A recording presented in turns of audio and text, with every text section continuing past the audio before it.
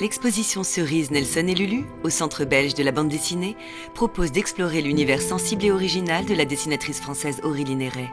Elle a fait des mondes de l'enfance son univers de création, en mettant en scène de jeunes héros attachants en quête d'eux-mêmes et de liberté. Cette exposition, elle traite de mon univers en général, donc à travers des premiers dessins, des premières commandes, les deux séries, les carnets de cerises qui est une série terminée et les Lulu et Nelson qui est en cours. Les carnets de cerises, c'est une bande dessinée en 5 tomes avec Joris Chamblin au scénario et qui parle de Cerise, qui est une petite fille qui veut devenir écrivain. Et donc sa particularité, c'est qu'elle écrit dans son journal intime et que dans la BD qu'on lit, on lit aussi, on a l'indiscrétion de lire son journal intime. Et au final, c'est un récit intimiste sur plein de choses. En fait, c'est pas une grande aventure avec un méchant ou une grande quête. C'est vraiment très intimiste et personnel, mais je pense que ça résonne avec beaucoup de gens. L'aventure des carnets de cerises terminée, cap sur l'Afrique du Sud pour Aurélie Néret, avec les scénaristes Charlotte Girard et Jean-Marie Aumont pour la série Nelson et Lulu.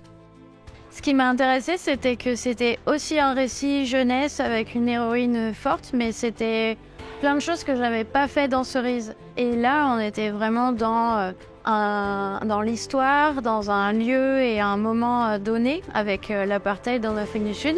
L'impulsion de cette histoire-là, elle est venue de mon enfance, puisque je suis né au Maroc. Et je suis donc arrivé en France, mon pays, mais que je ne connaissais pas, à 10 ans. Et j'ai, à l'école, ouvert un bouquin d'histoire un jour sur l'Afrique du Sud. Et donc sur une photo, où il y avait un banc public.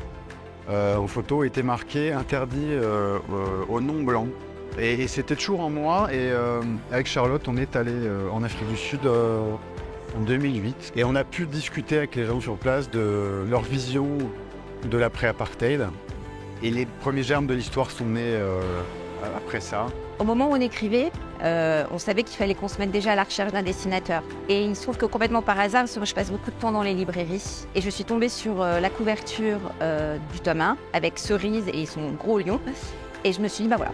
C'est ça. Il y a quelque chose qui m'a marqué tout de suite chez Aurélie, mais sans que je me le signifie concrètement, c'est qu'elle est reine pour incarner les émotions chez ses personnages jusqu'au bout des doigts.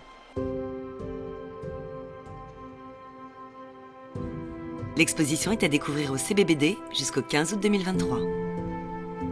Ah bah moi je suis trop contente. Je n'imaginais pas du tout la voir en vrai un jour, la fusée notamment. Toute la scénographie est magnifique, je la trouve vraiment, c'est vraiment une très belle expo et je suis hyper contente.